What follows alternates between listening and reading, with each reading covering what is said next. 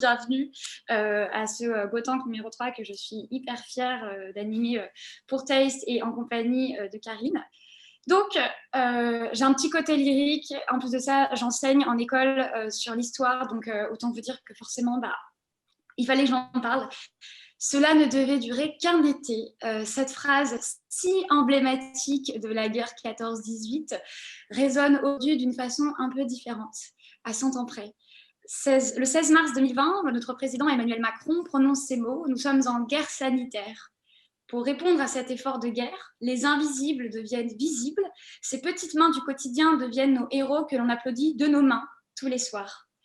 Il y a aussi celles et ceux que l'on ne voit pas, les responsables RH, les directeurs et directrices des ressources humaines, les personnes en charge de l'administration du personnel, de la paix. Et ce sont eux, finalement, qui forment les premières lignes en entreprise. Autrefois appelés fonctions support, ils deviennent aujourd'hui de vrais supports au sens français du terme, des soutiens. Et donc, c'est à eux, donc c'est à vous, qu'incombe cette lourde responsabilité de soutenir le moral des troupes, de guetter les déserteurs et de soulager les premiers maux de cette guerre sanitaire. Alors, quand il a fallu confiner de nouveau le 28 octobre, ce sont vers vous, membres de cette grande communauté des ressources humaines, que nos yeux se sont tournés. Ce reconfinement avait aussi ce goût amer de devoir y retourner alors que le cœur n'y était pas. Après cette envolée lyrique, quelques données chiffrées. À la sortie du deuxième confinement, ils viennent d'atteindre un nouveau palier, comme le révèle ce 5e baromètre de la santé psychologique des salariés français en cette période de crise. Ce baromètre a été réalisé par Opinionway pour le cabinet Empreinte Humaine, qui a été publié le 29 décembre. Donc, on est encore dans les chiffres actuels.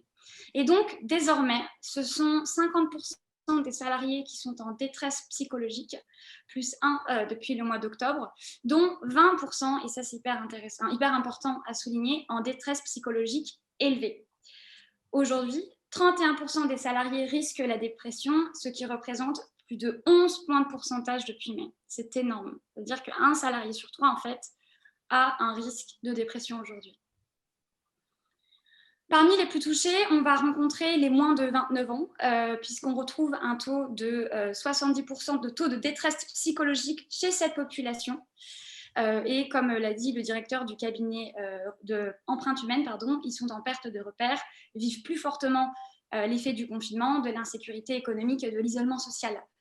Par rapport au monde de l'entreprise, ils vivent une plus grande incertitude quant à leur avenir et se questionnent sur la viabilité de leur premier choix d'orientation professionnelle.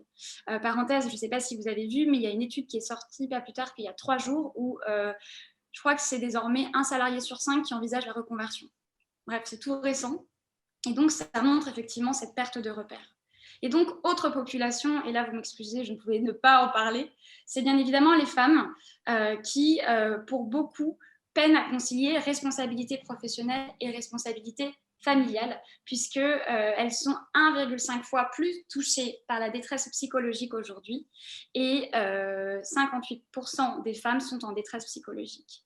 Donc, si finalement on prend toutes les femmes d'une entreprise, ce sont 6 femmes sur 10 qui vont être dans cette situation-là. Donc, c'est bien évidemment alarmant. Alors, en plus de ça, une fois qu'on a dit que faire? Rendre les armes, abandonner la bataille, signer un traité? Désolée, pardon, je m'enflamme. Non, comme si la situation n'était pas assez complexe, on distingue au sein même des entreprises 4 types de cas qu'il est important de repréciser, puisque dans une entreprise, parfois, les personnes peuvent être en situation différente, et ce qui rend votre mission d'autant plus complexe. Il va y avoir déjà les personnes en télétravail. Ce sont des personnes qui ont découvert des... attendez, je vois qu'il y a une question, alors j'ai peur. Non, c'était une intervention. Ok, d'accord, excusez-moi. Ce sont des personnes en télétravail, donc elles ont découvert des conditions nouvelles, une organisation différente, elles ont dû composer avec la présence d'autres individus au sein du foyer et des difficultés du coup de concentration. Il va y avoir les personnes qui sont restées au travail tout court, avec peut-être cette crainte d'attraper le virus, de contaminer leurs proches et d'être une bombe à retardement, encore plus accentuée si les personnes prennent les transports en commun. Troisième cas, il va y avoir les personnes qui sont en activité partielle. Elles ont pu être confrontées à un sentiment d'inutilité, à des difficultés financières, à la pression de devoir faire autant, mais avec moins de moyens. Et enfin, quatrième et dernier cas, les personnes qui sont au chômage. Elles ont connu la chute de leurs revenus, l'accroissement du sentiment d'inutilité et une estime de soi et un amour-propre en baisse. Bref, aucune de ces situations n'est idéale. Et donc, à chaque profil, des besoins et des attentes différentes vont émerger. Là où la première fois, lors du premier confinement, la nouveauté pouvait pallier un peu cette sensation, désormais, c'est le quotidien que les professionnels des ressources humaines, donc vous, que vous devez appréhender et avec elles, la frustration. Par exemple, les personnes qui sont en télétravail. Alors, les personnes en télétravail sont nombreuses, par ailleurs, à souligner des incivilités numériques, et oui, c'est un nouveau terme, chez les clients, suivis des collègues et parfois des managers. Par exemple, pendant les réunions, 7 personnes en télétravail sur 10 ont bien à l'esprit que plusieurs personnes n'écoutent pas ou font autre chose. C'est une frustration. 6 personnes sur 10 estiment que les outils numériques sont utilisés pour travailler s'ils se connectent au bon horaire. À titre personnel, j'ai entendu beaucoup de témoignages d'amis qui m'ont dit qu'ils devaient aller sur Slack et dire présent, bonjour, bonjour, bonjour, pour montrer qu'ils étaient bien connectés à l'heure. Ça, c'est un cas. Parmi les personnes en télétravail, plus de 5 salariés en télétravail sur 10 trouvent qu'il y a davantage de mails envoyés avec copie à la hiérarchie pour mettre la pression. Oh, désolée, j'ai une petite coquille. Et enfin, un tiers des personnes interrogées remarquent recevoir plus de courriels rédigés en lettres majuscules, en gras, ou avec un point d'exclamation, ou avec un objet du style urgent, 4 points d'exclamation majuscules, alors qu'en réalité, il s'agissait juste de faire un retour sur un dossier. Voici au niveau des personnes en télétravail. Et en plus de ça, donc ça c'était pour la forme, viennent s'ajouter des questions de fond. Que reste-t-il aux collaborateurs si on supprime le sel, finalement le ciment de la vie en entreprise? Si on retire les collègues sympas, les corbeilles de fruits, les avantages en nature, l'ambiance et tous ces événements qui rendent l'entreprise un lieu très agréable dans lequel on peut s'épanouir. Eh bien, aujourd'hui, les collaborateurs, les salariés sont face à eux-mêmes et pour 35% d'entre eux, ils trouvent que leur travail est inutile. Là où la moitié des salariés interrogés disaient rester dans leur entreprise faute de trouver mieux, le taux s'élève à 60% pour celles et ceux qui sont en télétravail complet. J'ai en plus de ça pris un autre baromètre qui est le baromètre absentéisme annuel du groupe Malakoff Humanis qui va servir ici d'indicateur. Selon toute durée confondue, les 3 premiers motifs des arrêts maladie prescrits aujourd'hui sont la maladie ordinaire, les troubles musculo-squelettiques, donc les TMS, et les troubles psychologiques pour 15%. Et ce qui a été intéressant de regarder, c'est que lors du premier confinement, la montée des risques psychosociaux est devenue le 2e motif d'arrêt maladie en mai, après le Covid, qui était le premier. Donc, vous aviez d'un côté, premier motif, le Covid, et deuxième, vous aviez les RPS. Bon, alors, l'idée, il est 9h, c'est pas de vous mettre le moral dans les chaussettes. Je suis quelqu'un de très joyeux, donc bien évidemment, je ne pose pas de problème sans apporter de solution, sinon je ne ferai pas du conseil. Et donc, quelques solutions. Au sein du FTS, on a pensé à pourquoi pas réaliser un diagnostic RPS à proposer aux collaborateurs qui reprend la symptomatologie des risques psychosociaux. Et donc, c'est une symptomatologie qui a été établie en 2015 par un docteur qui s'appelle Svedja et qui propose en fait la liste de tous les symptômes. Et donc, je me suis dit, pourquoi pas ne pas transformer cette liste en un diagnostic. Et donc, une des questions pourrait être, au cours du confinement ou alors en télétravail, avez-vous ressenti ou ressentez-vous l'un des symptômes suivants, de l'hyperactivité, du désengagement envers les clients, envers autrui, envers votre travail, vous n'avez plus envie, une baisse d'amour-propre, vous vous sentez nul, une baisse de confiance en vous, une baisse de l'attention, une forme d'agressivité sous la forme de reproches, une démotivation, une perte de votre créativité, des troubles du sommeil, une perte d'appétit, une diminution des défenses immunitaires et de l'épuisement. Et en fait, à la lecture de cette symptomatologie, on se rend compte que autour de nous, ou peut-être ou très proche ou à d'autres niveaux, ces symptômes-là sont ressentis par la majorité de la population. Alors aujourd'hui, l'enjeu des ressources humaines est d'accompagner au mieux les personnes et de prévenir les risques psychosociaux en intégrant désormais ces nouveaux paramètres. Alors peut-être est-ce l'opportunité de revoir certains modèles et d'interroger l'ensemble des collaborateurs sur leurs envies managériales avec des questions comme comment avez-vous réussi à vous déconnecter? Quelle était votre méthode? Si vous deviez changer quelque chose, ce serait quoi? De quelle forme d'organisation du travail avez-vous envie pour demain? Qu'est-ce qui a fonctionné durant cette période? Quels étaient les cailloux dans vos chaussures? Pourquoi? Quel rituel avez-vous instauré avec votre équipe, s'il y en a eu pendant le confinement? Comment avez-vous managé? Parce qu'aussi, c'est très difficile pour les managers. Comment avez-vous été managé? Est-ce que c'était pertinent? Et enfin, de 1 à 10, très utile ces échelles, quel est le niveau de confiance accordé à votre manager? 10 étant bien évidemment la meilleure note. Et enfin, le niveau de confiance accordé à la direction. Voilà, donc après cette partie théorique et qui nous replonge malgré nous dans ces statistiques qui sont, je sais, très peu joyeuses, je vais laisser la place du coup à Karine parler concrètement des actions menées au sein de Dailymotion. Merci. Merci Margot. Juste, si vous avez des questions, si vous avez des réactions, vous pouvez directement les poster dans l'outil Converser, puis on pourra faire un petit temps, alors soit maintenant, soit juste après l'intervention de Karine. Donc n'hésitez pas en tout cas. Non, mais allez-y pendant qu'on est encore dans le beau récit de Margot. Alors beau, je sais pas, mais c'est pas très joyeux quoi. Mais bon. Je trouve très intéressant ce côté toujours, enfin ce qui m'a interpellée, c'est quel est le niveau de confiance accordé à votre manager, à votre direction. C'est vrai que c'est intéressant et c'est vrai que nous, on le fait beaucoup, essayer de faire des sondages, d'essayer de voir des employee survey, des enquêtes sur le confinement, enfin essayer de sonder un peu les populations et vraiment d'essayer de les... De voir, on a mis en place aussi des HR Time pour faire en sorte que les salariés puissent venir, comme quand ils venaient dans notre bureau, nous dire bonjour, et puis parfois nous évoquer des petits problèmes ou dire des choses comme ça, parfois qui sont pas, où on se dit tiens, on voit pas toujours la signification tout de suite, mais après on se dit tiens, il y a peut-être un petit problème.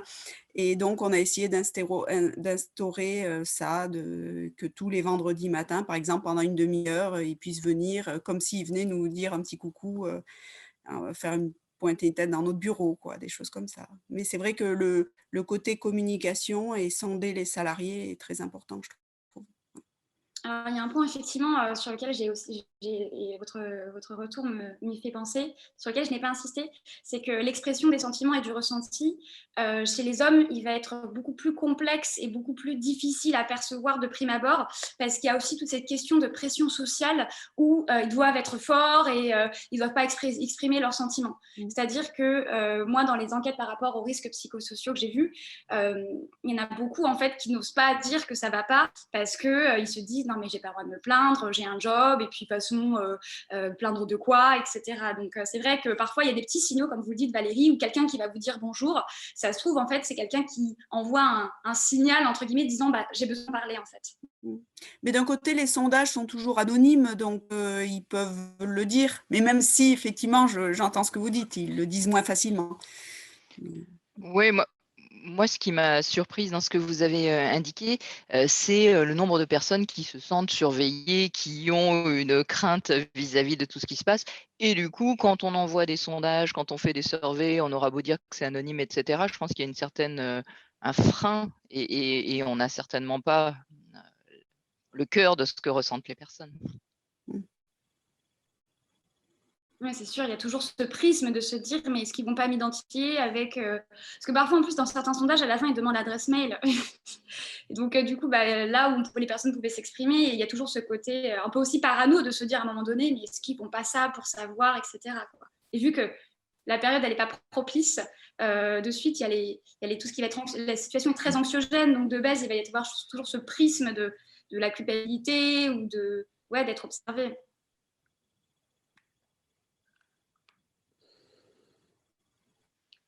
Merci.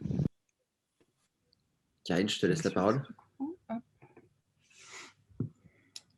Normalement, vous devez voir mon écran. Oups. Je suis déjà sur les... hop. Donc, juste un rappel sur ce qu'est Dailymotion pour vous planter un peu le décor. Donc, on est une plateforme de diffusion vidéo et de revenus publicitaires associés qui est mondiale, avec une audience d'environ 250 millions. En réalité, on est au-delà de ça maintenant.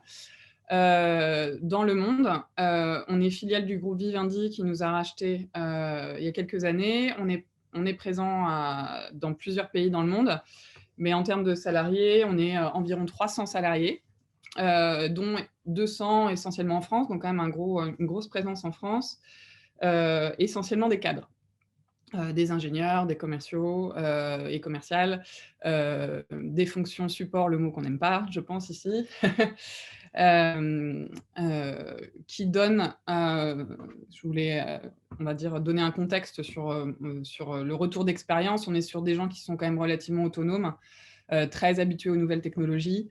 On était dans une entreprise, on avait déjà une politique de télétravail, dont certains en total télétravail. Vraiment, c'était l'exception, mais il y avait déjà des pratiques. Et on avait déjà un accord de télétravail avec des gens qui pouvaient télétravailler plusieurs jours par semaine. Il n'y avait pas forcément de limite. Sachant que la moyenne était quand même plutôt à 1 ou 2 jours de télétravail par semaine. Et on a basculé tout le monde en télétravail quelques jours avant le confinement annoncé par le gouvernement en France. Et on est toujours aujourd'hui en télétravail dans l'ensemble des filiales du groupe, de Dailymotion, avec la possibilité de venir au travail pour des raisons de santé physique et mentale. Et on l'a communiqué comme tel, c'est le premier motif d'avoir le droit de venir au bureau. Et pour des besoins opérationnels qui nécessiteraient la présence sur site, et notamment l'intégration des nouveaux embauchés, et nouvelles embauchées. On a continué à recruter beaucoup. Et essayer de préserver un peu de moments de convivialité au démarrage de l'expérience chez Dailymotion. Pour reprendre du coup la très belle catégorisation de Margot et vous dire à peu près quel type de situation on avait à gérer, à prendre en compte en tout cas sur cette dernière année. Donc essentiellement des personnes en télétravail, c'est ce que je viens de vous dire. Quelques personnes à activité partielle, mais absolument pas en raison d'une baisse d'activité chez Dailymotion. Personne n'a été au chômage partiel, mais en revanche, on avait des parents exposés, notamment au début du confinement, à des problématiques de garde d'enfants, et donc en activité partielle. Et potentiellement des membres de la famille, des conjoints en situation de chômage partiel. Donc on a pris en compte l'environnement de nos salariés. Et on a déjà... pour justement tuer cette peur d'être fliqué, de rendre des comptes et qu'est-ce qui va se passer, est-ce qu'on va... Voilà. On a communiqué proactivement sur le fait qu'on ne compterait pas les heures, qu'on était bien conscient que tout le monde, on faisait confiance pour que tout le monde fasse de son mieux et que pour toutes les fois où il faut travailler un peu plus dur, s'il y avait une période où on ne pouvait pas travailler son quota d'heures, c'était un juste retour des choses. Et au final, ça a apporté du soulagement à tout le monde. Des personnes restées au travail, j'ai voulu le limiter le plus possible. Donc, on n'a que très peu de personnes qui ont eu besoin de rester sur site pour les besoins opérationnels des bureaux, mais avec toutes les meilleures conditions. Par exemple, ne pas prendre les transports en public dans les périodes de pic de pandémie pour limiter le stress lié à l'exposition du virus. Donc, on a fait un choix de financer des taxis ou des déplacements en véhicule, des choses comme ça, plutôt que de prendre le risque de mettre les gens en danger.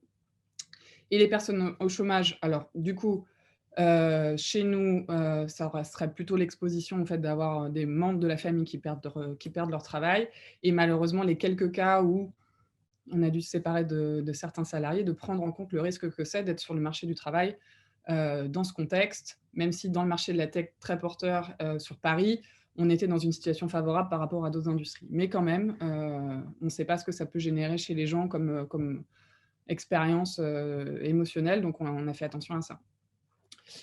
Donc, sur le sujet de comment prendre le pouls, qu'est-ce qu'on mesurait déjà? Parce que je pense que c'est intéressant de se rappeler ce qu'on fait déjà tous les jours, les ressources humaines, et que les gens ne se souviennent pas toujours. On avait déjà mis en place, via les entretiens professionnels 2 fois par an, une évaluation de l'équilibre vie pro-vie perso, très déclaratif par les salariés, avec la possibilité pour les managers de commenter si jamais il y avait des alertes. C'est 5 questions qui, du coup, étaient déjà posées depuis plusieurs années. Ça a été très utile de les conserver. La satisfaction des équipes avec un paramètre social qu'on avait aussi depuis plusieurs années et qu'on a fait sur janvier-février, donc avant le confinement, et qu'on va lancer là au mois de mars cette année, qui permettra de comparer.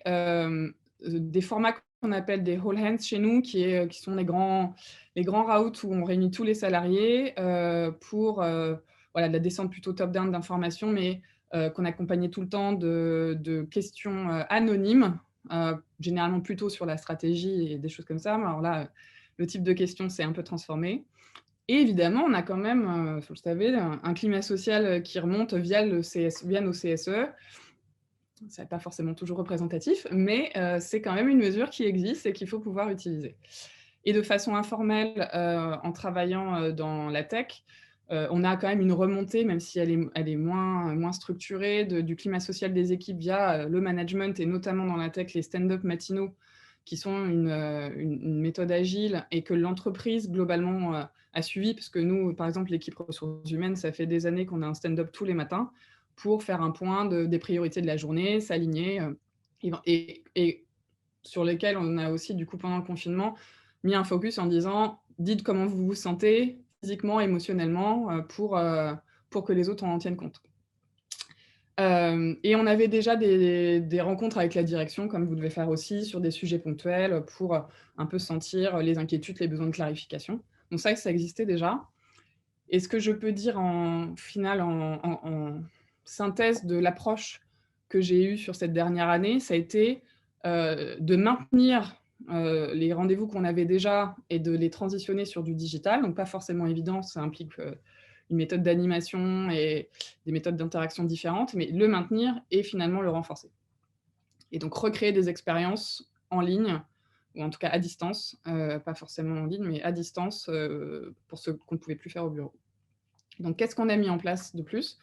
On a mis en place, au sortir du confinement, une enquête RPS avec un partenaire externe, donc avec des choses pas avec Margot, mais avec des choses très similaires à ce qu'elle a exposé, qui nous a permis d'avoir des résultats malheureusement similaires à ce que nous a dit Margot, à savoir que les personnes les personnes les plus exposées au stress étaient les femmes et aussi les personnes qui avaient des personnes à charge, ce qui peut éventuellement concerner certains hommes, des enfants, mais aussi des parents à charge. Donc ça, c'était un point de vigilance aussi qui a été important pour nous, pour la façon d'accompagner ces salariés-là. Il en est ressorti, partenaire externe pour la confidentialité, pour alimenter cette question de confiance, et puis avec le grand bénéfice côté RH d'avoir des gens qui peuvent aussi faire des préconisations et pas juste un audit des réponses, mais de pouvoir nous accompagner dans les démarches qui étaient nécessaires. On a mis en place un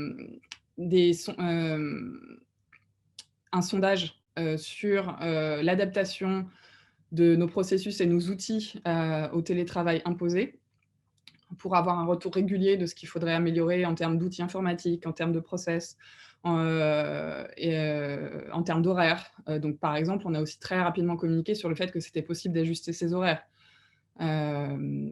Parce qu'on a changé de time zone, de fuseau horaire pour des raisons familiales. Par exemple, on a des salariés qui étaient à l'étranger, qui sont revenus dans leur pays d'origine pour avoir accès à la famille, pour pouvoir garder les enfants, des choses comme ça. Donc, on a été souple sur les horaires de travail et sur le principe de base en disant on a confiance que les gens feront du travail de qualité et ce n'était pas la quantité qui primait. Donc ça, on l'a dit très vite aussi que ça serait ça notre attention, avec de la compassion et de l'empathie sur les conditions pour le réaliser. Et on les a surtout projetés dans le futur pour sortir un peu du tunnel et se dire, voilà, quand on pourra réutiliser un bureau, plus souvent, quelles sont vos attentes sur l'utilisation de ce bureau, vos interactions avec des gens, que vous soyez au bureau, que vous n'y soyez pas, qui permet de les projeter dans un futur et de sortir effectivement de cet effet tunnel. Donc ça, en fait, comme la situation, on ne sait pas exactement quand est-ce qu'on pourra vraiment retourner au travail, même si je pense que je pense que ce sera vers septembre de cette année où on pourra recommencer à avoir quelque chose d'un peu hybride. Ça permet régulièrement de se dire, bah, tiens, on avance, l'entreprise se structure là-dessus, prépare la suite et on n'a pas gelé toutes les réflexions. Et d'ailleurs, c'est quelque chose qui, au niveau des ressources humaines, a été clé, c'est-à-dire qu'on s'est dit, je pense qu'on avait besoin nous-mêmes en tant qu'équipe, de se dire, on ne va pas faire que du Covid, quoi. Nous-mêmes, pour notre fonction, on n'a mis aucun projet qui était prévu on hold, donc en stand-by. On a déployé un SIRH. On a délivré des projets sur la QVT qu'on avait, par exemple, de faire une semaine du bien-être au travail qui était prévue avant, avec un mix de présentiel et de distanciel. On l'a maintenu et c'était évidemment nécessaire. On a fait une semaine sur le développement durable. On avait prévu un audit sur le sexisme et les violences sexistes au travail, on l'a maintenu. Donc, c'était important de montrer qu'on ne baissait pas notre ambition et pour notre équipe d'avoir un sens à ce qu'on faisait, pas juste gérer le Covid, quoi. Et de façon informelle, ce qu'on a rajouté, c'est des séances de questions-réponses avec le comité de direction, ouvert à tout le monde. Au début, toutes les semaines, ensuite, toutes les 2 semaines. Maintenant, on est parti sur un rythme mensuel, mais si jamais il y avait besoin, on le remettrait. Format une demi-heure ou 1 heure maximum pour être pas de préparation, pas de slide, juste un échange de questions-réponses qui nous permettait aussi de lire le non-verbal des gens pour un peu sentir qui allume sa caméra, qui ne l'allume pas. Ce sont des petits signaux qu'on n'a pas forcément mesurés, mais qui nous permettent de voir un petit peu comment ça va. Ce que chaque directeur, directrice a répliqué dans ses équipes, de réunir tout le monde, ce qui n'était pas forcément le cas dans les directions d'une centaine de personnes. Donc, on a mis ça en place. Et évidemment, comment recréer la corbeille de fruits et les événements au bureau, ce qu'on avait, la fête de la Chandeleur ou des choses comme ça. On a fait énormément de petits concours, des jeux, des événements, pas forcément avec du budget. Par exemple, on a un blind test avec toute l'entreprise le vendredi soir, midi pour les États-Unis, toutes les 2 semaines. Et en fait, il y a un salarié qui fait sa playlist tous les 15 jours. Ça ne nécessite aucun budget. Et voilà, ça apporte de la convivialité, ça permet aux gens de se connaître. Ça ne réunit pas tout le monde. Généralement, on est une trentaine à faire ça. Mais voilà, ça apporte quelque chose. On a dégagé un budget de team building pour les équipes pour qu'elles puissent faire des choses. Moi, dans mon équipe, on a fait une Zoom raclette party. Donc, il faut être créatif, on y arrive. Mais ça permet effectivement de prendre le pouls et donc des équipes. Ce que je vois en synthèse, c'est que c'est comme toute gestion de crise,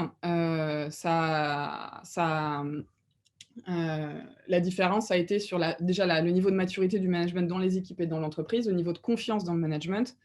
Ça a accéléré pour certains managers le besoin de dégager plus de temps et d'attention au management et de bonnes pratiques. Donc, notre rôle en tant que RH, ça a été de partager ces bonnes pratiques, de faire du suivi à ces managers pour les aider à transformer ces pratiques dans leurs équipes, faire remonter les bonnes pratiques pour montrer, regardez, c'est possible dans nos équipes, inspirez-vous, et pas du tout être dans donner des leçons, mais partager les pratiques.